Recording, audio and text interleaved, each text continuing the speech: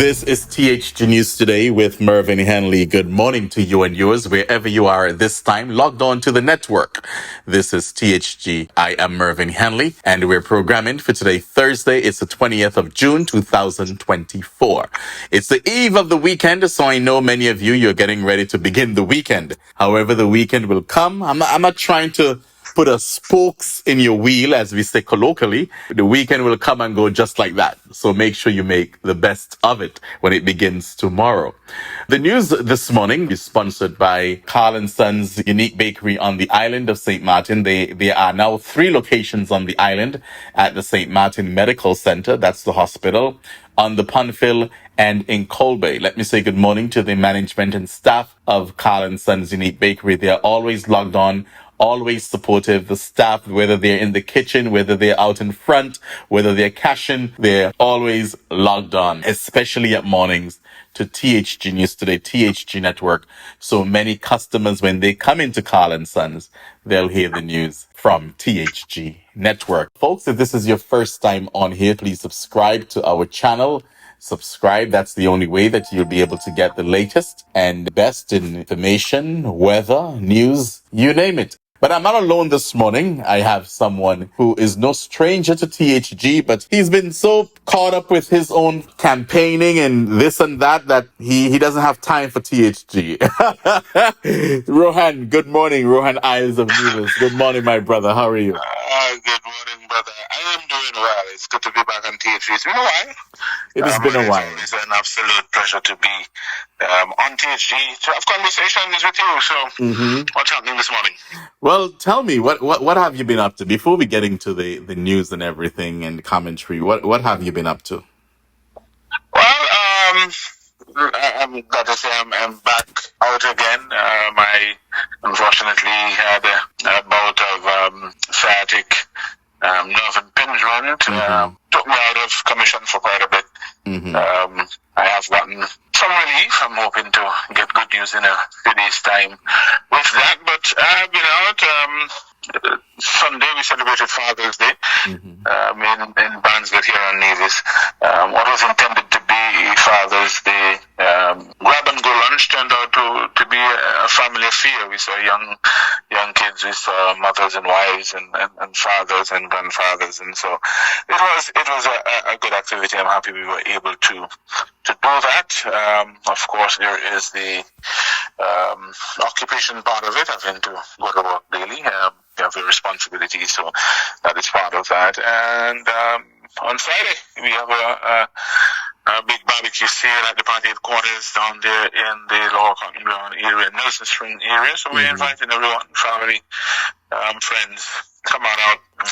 Good time, good food, good people. So we're hoping to see you there at our barbecue. They have chicken and ribs and an assortment of drinks. So it should be a good activity. And then we hit the road once again. Head on out to Canvas and Connect. We may not always get the opportunity to do canvassing, so we have added the Connect part of it. And hopefully we begin to be able to meet in certain identified areas. We can have conversations with our constituents and to get a better understanding of where they are, where they want to be, and how we can assist them. I mean, of course, I carry my campaign philosophy with me from Nevis 3, and that is a philosophy of listening, as that is the only way that I believe we can appropriately represent our people. So that is what is happening in the near future, and as we continue to move along, we will continue to share our plans and ideas for the continued development of Nevis 5. Okay. I'm going to get back to some of what you just said, but I didn't want to get too deep. I see that I asked you, what have you been up to? And I guess you're so eager and excited to talk about what's happening. And that is good. That is all good. And I'm happy that you're feeling that way. But I want to just talk about, let's get into one or two news stories, and then we'll get into the heart of the politics and all of that.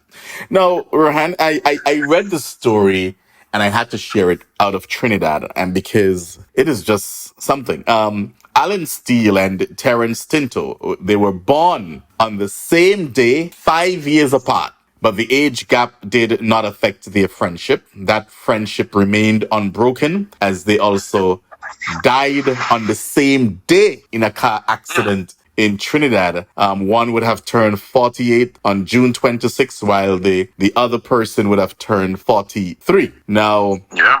the two men who were described as stalwarts in their respective communities died in an early morning crash on Saturday. And of course, a third man who was identified, a 60-year-old man, suffered injuries, but he did not die.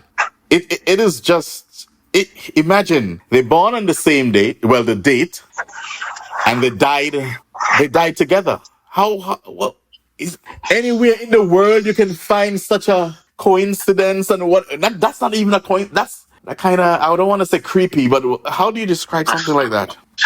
Yeah, you got a glimpse of the story, Well, the beauty of life, huh? Mm-hmm. It is something to behold when we can see and read and learn of stories like these.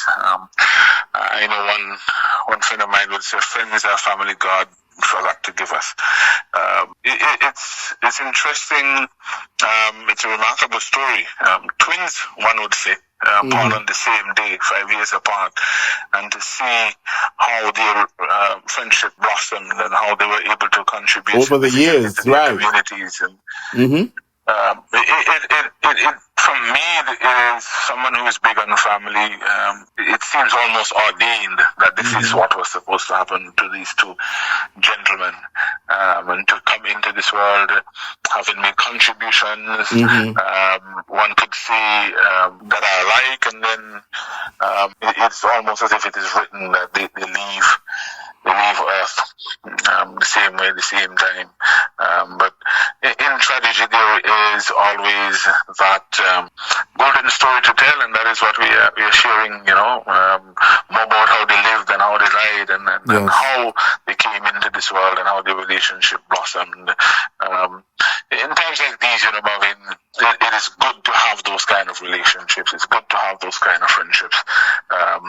Sometimes you do need that person who knows you well enough to know when you are, not at your best, and can lift you up and can elevate you. And so, not knowing the families, I just want to extend condolences to them. And I know, just to think about that, born on the same date, they became best friends, and they grew up they held that bond, and then they died in a car accident. That is just simply remarkable. Now, now let's move on, because I want to get to the politics and all of that. Well, this is politics too, what I'm about to share with you.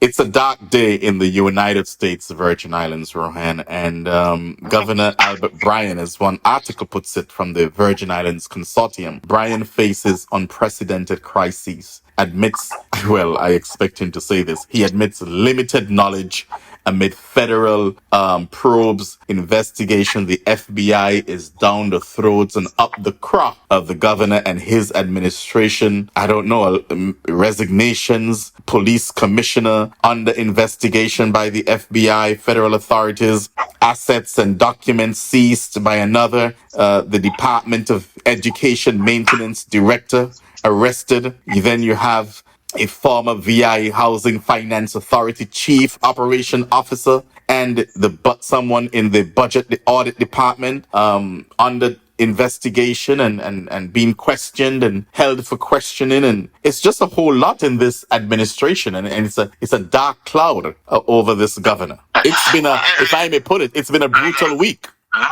It's been a brutal week.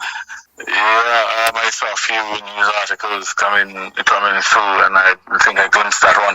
One of the things I've learned about U.S. operations in terms of the judicial and the legislative, anytime you hear political leaders use the phrase limited information, you know that it is corruption at the highest level.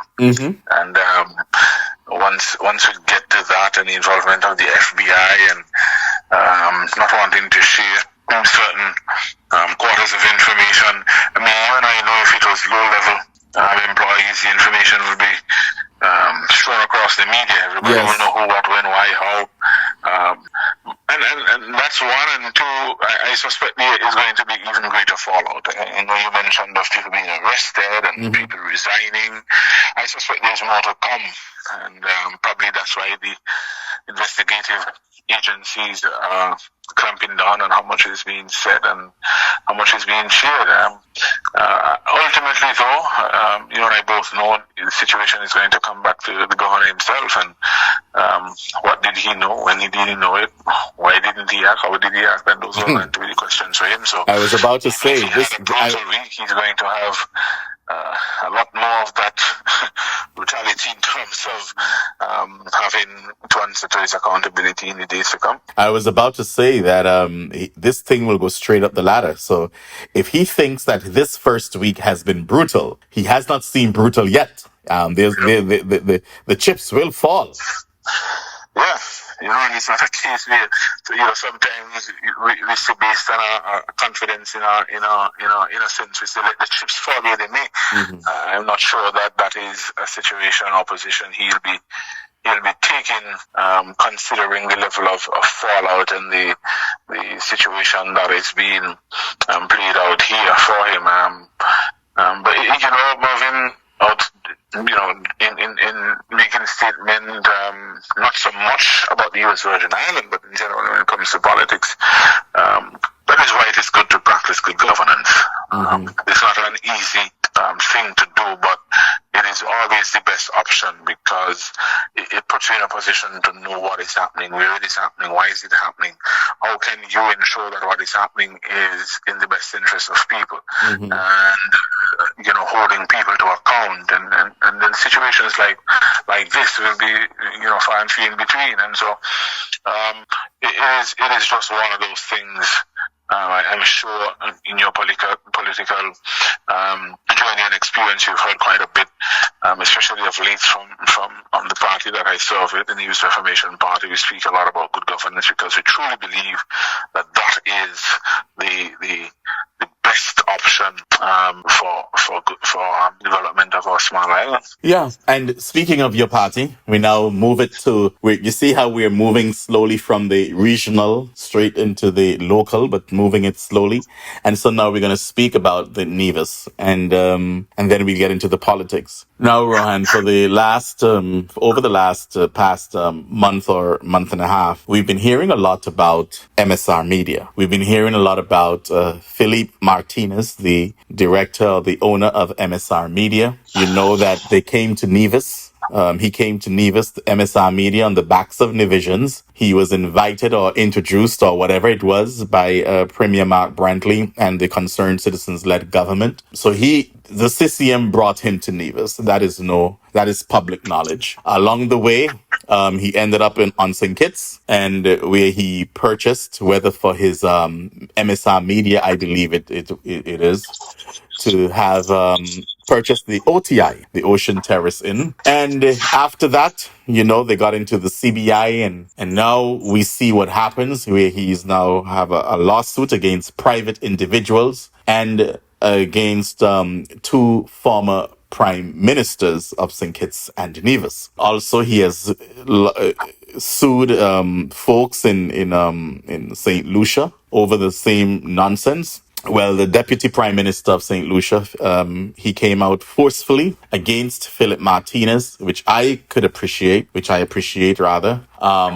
about everything, and standing up to him, standing up to the bully, standing up to whatever you want to call him. That no, you're not going to just walk over St. Lucia and St. Lucian and the St. Lucians and believe that you can get away with what you're doing. We're going to push back and we're going to fight back. And that is what I love to hear. I heard similar and I saw similar from the Honorable Foreign Minister, Denzel Douglas, in the federal parliament. He too forcefully pushed back against Philip Martinez and the MSR Media and those in or out of the Labour government who are trying their best to do whatever.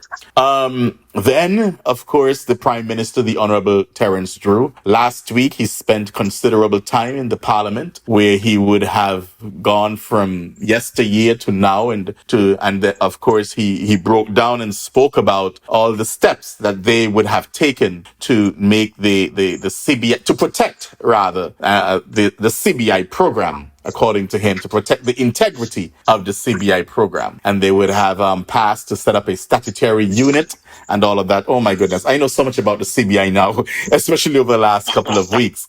So all of this took place. And then, however, we saw if we can just get it up on the screen, we saw a message from the Premier of Nevis, the Honorable Mark Brantley, in a comment regarding what has taken place. Basically, I was kind of taken back by the comment, Rohan. And the reason for that is, here it is that we have something so serious as our CBI, where our people depend on most of Nevis. The revenues for Nevis, especially to pay the civil servants, they come from the CBI thing.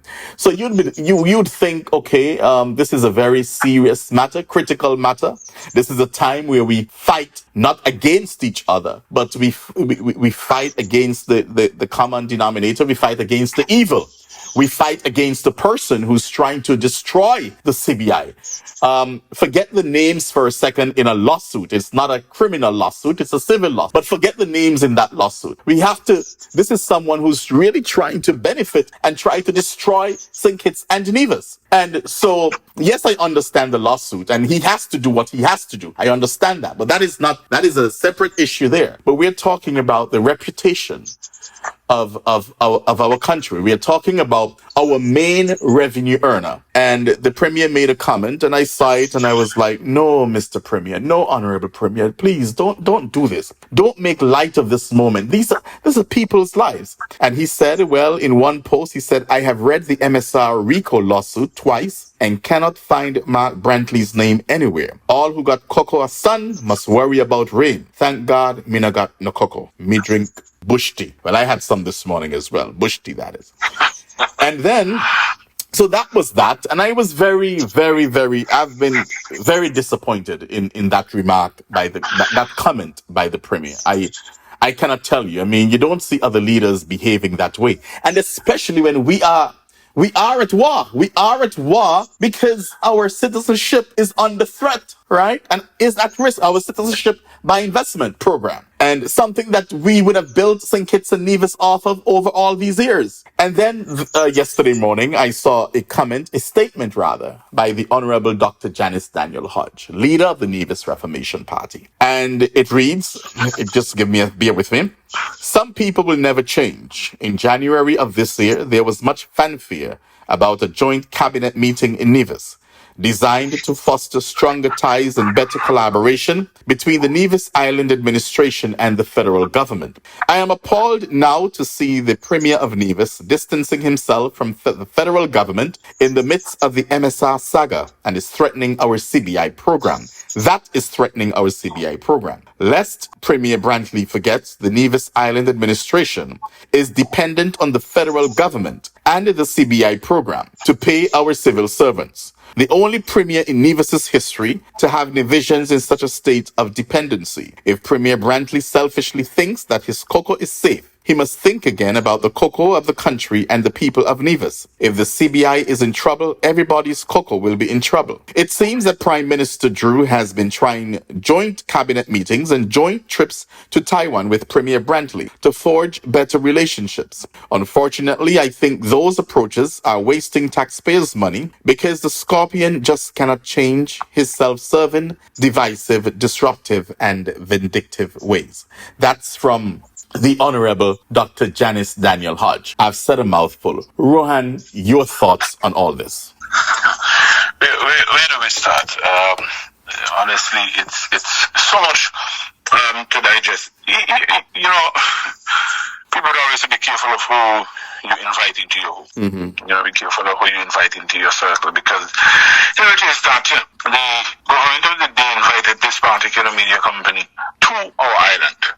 You know, rolled out the red carpet and all kind of financial assistance and concessions were granted and so on. And I keep hearing the talk of how much was invested by this company in Nevis, and nobody, it seems as if we forget that it was our money that began the process. We invested first. 100. Let me begin with, I don't know what other investments were there, but I know that for sure there was a 150,000 US dollar per month payment. Go ahead. Say that again so that people understand. 150,000 US dollars per month payment. That's 400,000 EC dollars, I believe, if my math is correct, somewhere around there. So imagine that for a second, Mervin. During the heart of COVID, we were taking $150,000 US and giving to this company for production of movies on Nevis. And while that was happening, there were scores of households across Nevis who were struggling because the social safety nets were diminished. Oh, and by the way, I know you just said given to the company, but they may say that, oh, well, it was paid for services, but it's still to the company. You're investing in the company. So whether it was for services rendered or whatever, it is still the company. But go ahead. Exactly. I mean, it wasn't fair enough to see. So the investment, and I guess they can twist it and say the investment was in our people because people were hired. And if that is the case, then we were paying our own people. But all of that happened, as I said, while scores of families across Nevis were struggling because it was COVID and not everybody had access to large savings and so on. And so those who were dependent on the social safety nets of the government, they struggled with that. Mm-hmm. And when it wasn't that, you had a politically driven agenda as to how you distributed your benefits from the social safety net. Mm-hmm. We had people showing up in places where there were no benefits to be had, but who were told, go over so and collect X, Y, Z. Mm-hmm. In terms of whether it was food hampers or vouchers. And the company was doing well. They were making their movies. I'm yet to see and to get a full rundown as to what benefits we had from those movies. Okay, let me that have come here and said, we have come to see where X movie was filmed. Let me interject here and say something about these movies. Okay, I tried to watch one of the movie. I forgot the name of it. No, seriously, I am not even joking. This is the gospel truth. And this was like maybe a couple of days ago because of all the MSR PR that's out there right now. And you see what it does? It makes you to Google more and to look at what they offer. So a couple of days ago, I went to, I think it was last weekend. I watched, I tried to watch, what was the name of it? Anyway, I tried to watch one of the movies, and Rohan, in about 10 minutes into the movie, I had to take it off because to me, it was just, it was just blah, right? And I'm saying to myself, okay, you're showing all these scenes of Nevis. We could have given the Nevis Tourism Authority not even $150,000 US. They could have taken 25,000 US dollars or whatever and do a great production of Nevis and send that all around the world. We did not need Philippe Martinez and MSR Media to show all those shots of Nevis. This thing has been the biggest con from Philippe Martinez and MSR Media. It has been on the people of Nevis because I don't care what anybody tell me. We have not gotten our returns. I watched 10 minutes, if that much, of that movie, and all it's showing is scenes of Nevis, and I'm like, okay, I'm trying to enjoy the movie, but that's Nevis, okay, but we could have hired a production company to do that. We did not need that man here, and because that man is here, and I'm going to let you continue, but I have to say this before I forget, because he came to Nevis, now we see what we have, all of this craziness that is taking place right now, and I will say, Rohan, and I hope you remember what you were going to say, but I get passionate about this because on Sunday, and now it's Timothy Harris's turn. I have to say something, right? Because yes, we're talking about the premier, but I have to say something regarding the former prime minister because he said something on Sunday that I think that it wasn't totally accurate or it was a bit misleading. And the former prime minister said that Mark brought MSR Media. Correct. That part is correct. But he went on to say he did not know anything about the man. Is Mark bring the man to Nevis and this and that? And okay, that is good. You're throwing blame on Mark Brantley for that. But honorable former prime minister, you were the Prime Minister of St. Kitts and Nevis. Here you are saying that Mark Brantley did not do his due diligence, but you were the former Prime Minister of St. Kitts and Nevis. You were also the Minister of National Security. You were also in charge of the Citizenship by Investment Program. So with all those titles, where was the due diligence on behalf to make you feel comfortable? You're saying that you expect your cabinet member, so your cabinet member can bring any criminal into the Federation, and you ask no questions. You don't know who the persons are. You ask no questions and just go by your cabinet member. So this is what pisses me off sometimes, when we are so, these people think that they can just mislead. Fine. Mark Brantley brought them to Nevis or CCM government. Otherwise, we would not have been in this situation. But don't act as if that you two are not supposed to be held responsible for what has taken place and what is taking place right now. And this gets me really angry when we try to mislead our people on all sides. Rohan, please take the mic from me. Yeah, I mean, you're so right. And quite a few, not even quite a few, there are a lot of us with that kind of passion, understanding what we are facing. I mean, you can go back to the point you made about scenes of Nevis, but my thing is in those movies, how many of those scenes gave us full exposure? And many of those scenes you may have seen, you may know the places because you're from here. A lot of people from Nevis probably still don't know those places. So it was not even that great a moment when you got a little story behind some of those places that the movies were filmed. But that aside, what is happening to us here currently is unfortunate. And the point I was trying to make is that you welcome people into your homes, people into your circle, and they turn around by you in the ass. Because that is what is happening now. Yes. We extended such hospitality to MSR and to the company, and now it is as if to say, oh, we found a gold mine and we wanted X and it didn't happen, and so now we are going to squeeze it out of them. Come hell or high water. However we get it, we're going to get it. And whatever consequences there are to be carried or to be weighed upon the people of St. Kitts and Nevis, that's nothing to do with us. Because these were the entitlements that we thought we were going to get, and we did not get them, and so we are going to take this route.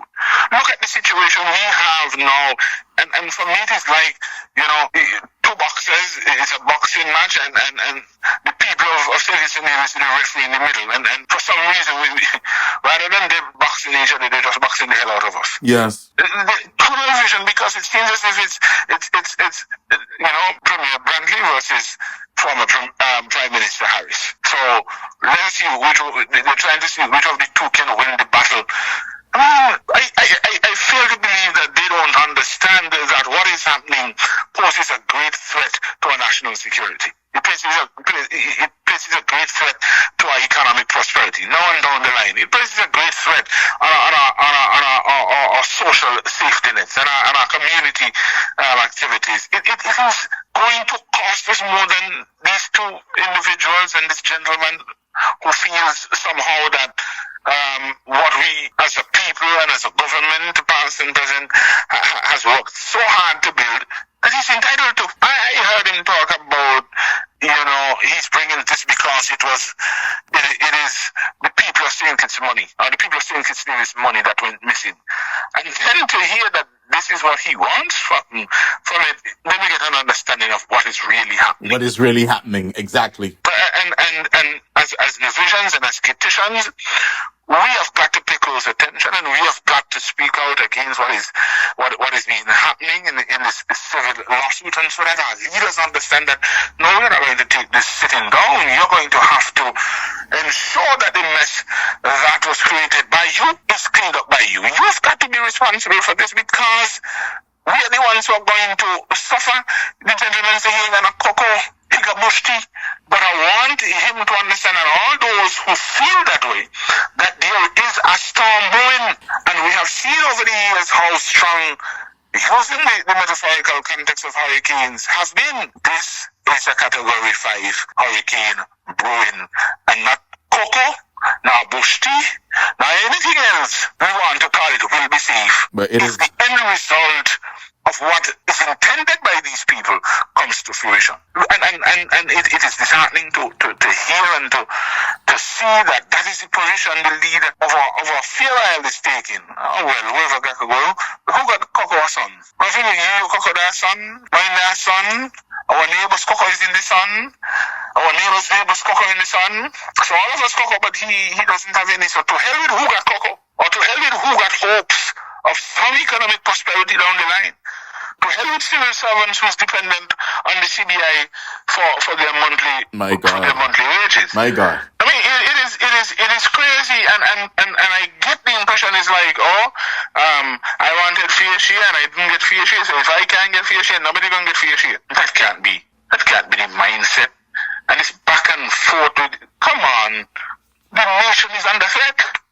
I mean, how many times or how much more times are we going to talk about the importance of the CBI?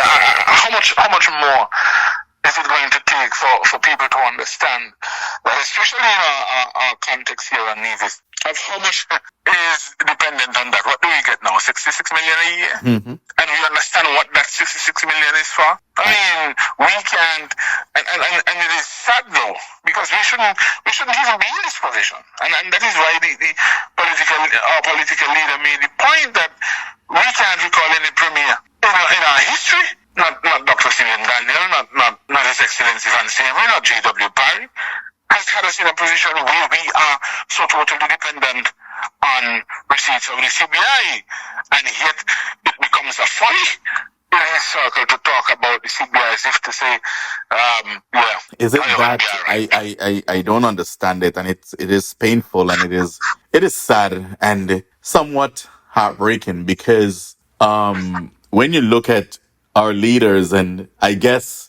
when they have it all, they have all the riches, and when they could afford a life that most of the country who cannot afford such a life, that they become so out of touch and disconnected. So when you hear stuff like, oh, well, y'all fight that ain't my problem, or whatever the case may be, I mean, it is really, really disheartening, because people are out there struggling.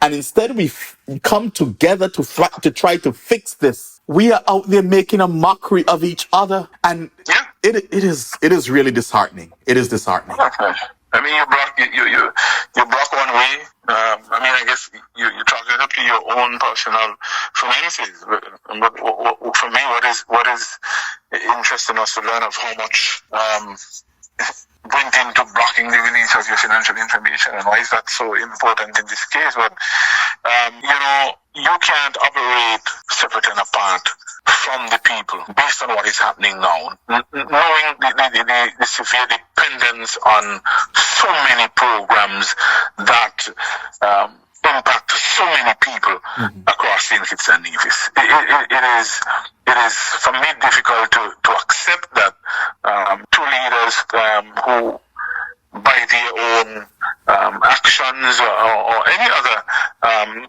sphere of life have people that look up to them, that people who entrust their daily lives to them, whether they want to believe it or not, and their existence is somewhat connected to what they do and say.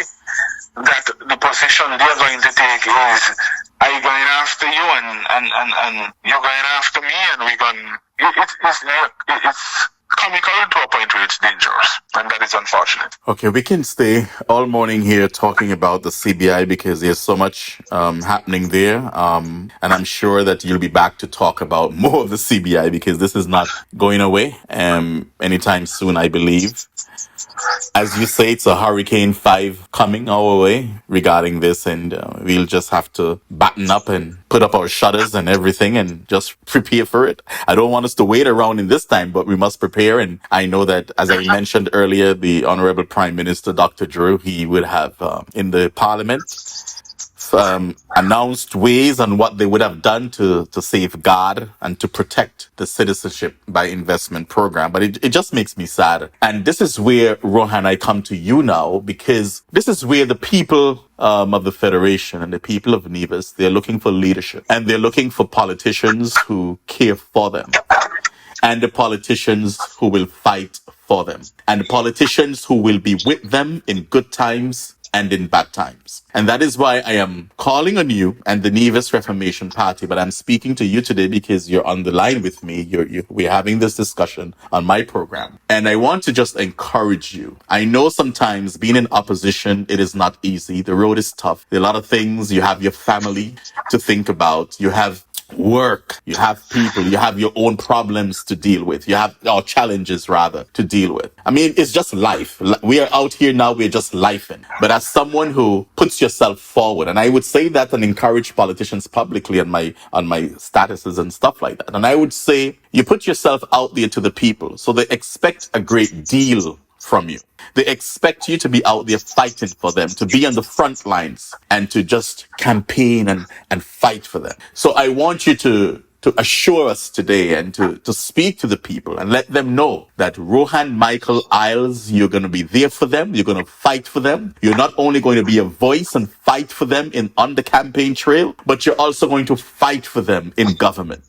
And just to make your case and to just speak to the people. I'm giving you this opportunity right now because it's when I look around and what is happening in our island and across the islands, and I see what people have as representation, it breaks my heart. It really breaks my heart, and it makes me mad, right? Because people are suffering. People trust people with their life by electing them, putting them into office. And all they can think about themselves. They can think about how much money they can make. They can think about how many women they can have. That's all on their mind, but not the people. But you have to promise the people that you're going to be there for them. And I'm going to hold you to that once you get elected, because we need people finally who will fight for the people, who will stand up for the people, and who will be a voice for the people. Rohan. Thank you for that. It's never an easy position to take in terms of raising your hand and say I want to serve in the political space.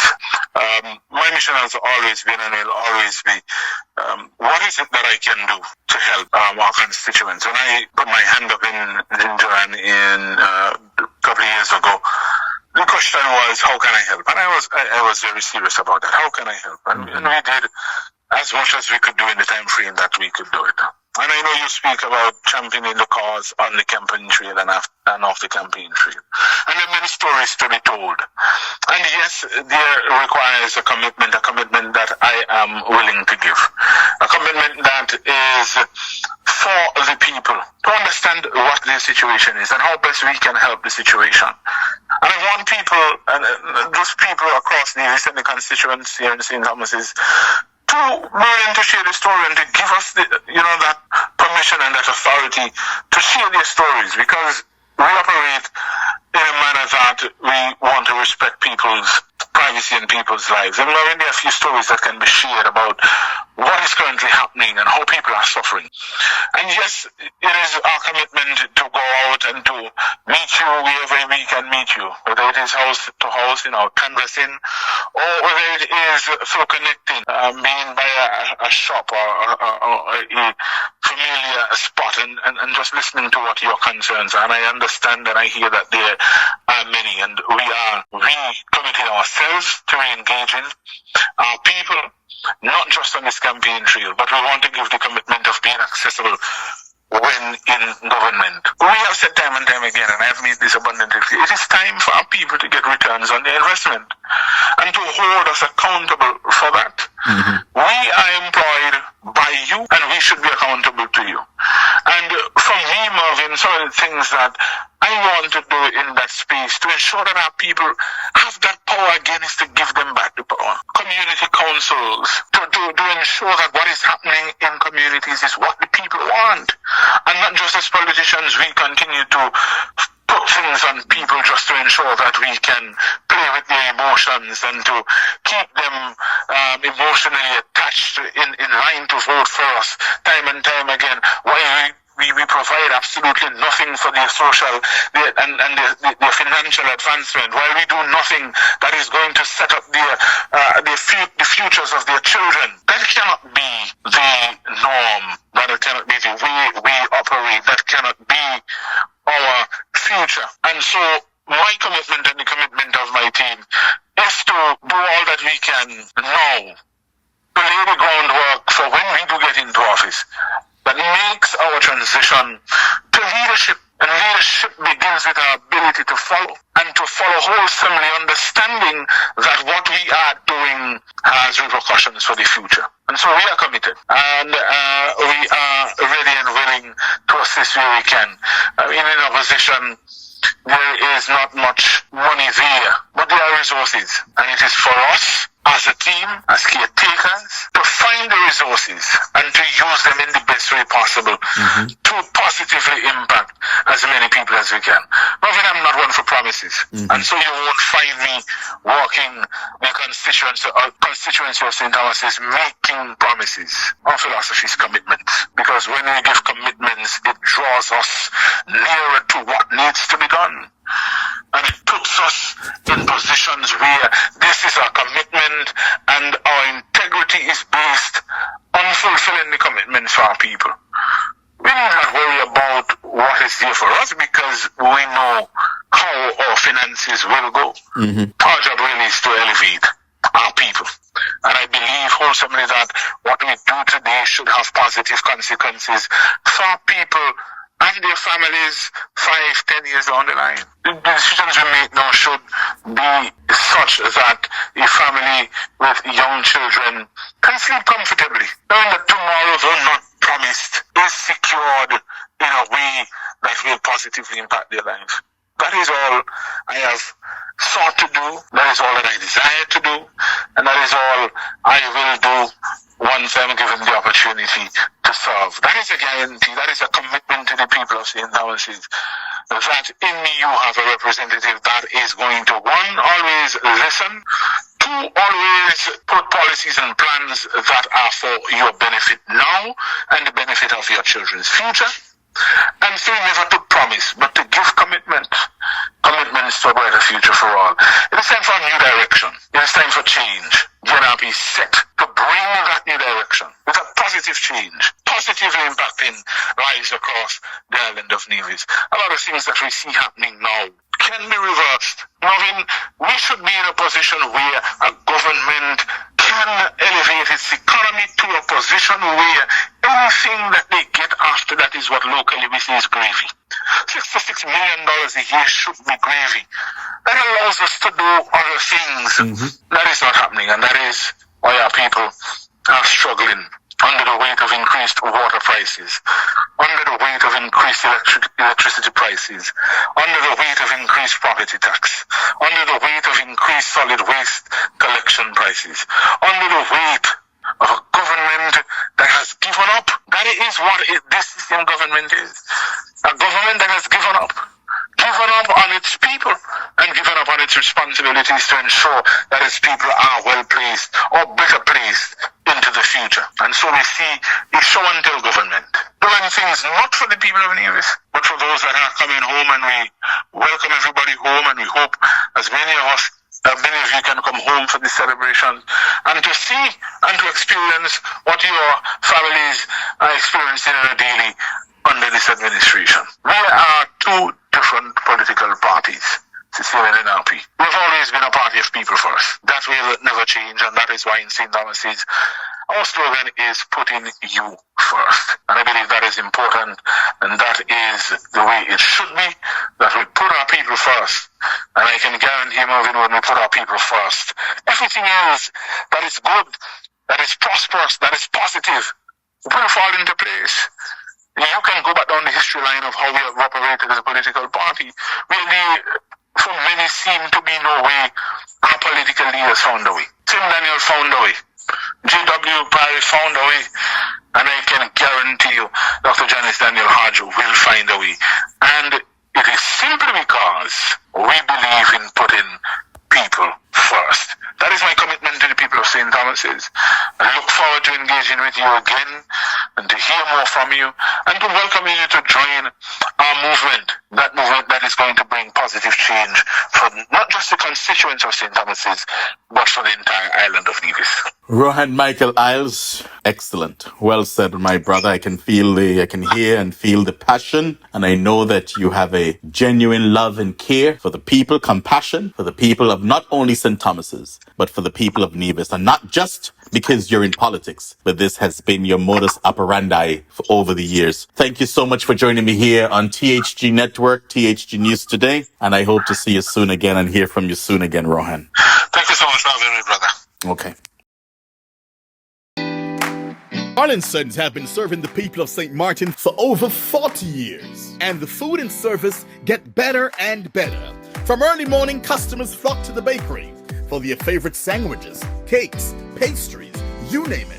First thing at mornings and last thing at afternoons, folks rush to Allan Sons for simply the best. There are 2 locations, Colbay and on the Punfill. In Colbay, the opening hours are Monday to Friday from 6 a.m. to 6 p.m. On Saturdays, 6 a.m. to 5 p.m. And on Sundays, 6:30 a.m. to 10:30 a.m. and 2 p.m. to 5 p.m. Opening hours on the Punfill, Monday to Friday, 6:30 a.m. to 6 p.m. Saturday and Sunday, 6:30 a.m. to 1 p.m. We also cater for weddings, parties, special events, whatever the occasion. It's Allan Sons. Our staff, we are always happy to serve you. Call us today, the Colbay location, 721-544-2462. That's 721-544-2462. Or in Phillipsburg, 721-543-1059. That's 721-543-1059. It's Allan Sons Bakery. We are here to serve you.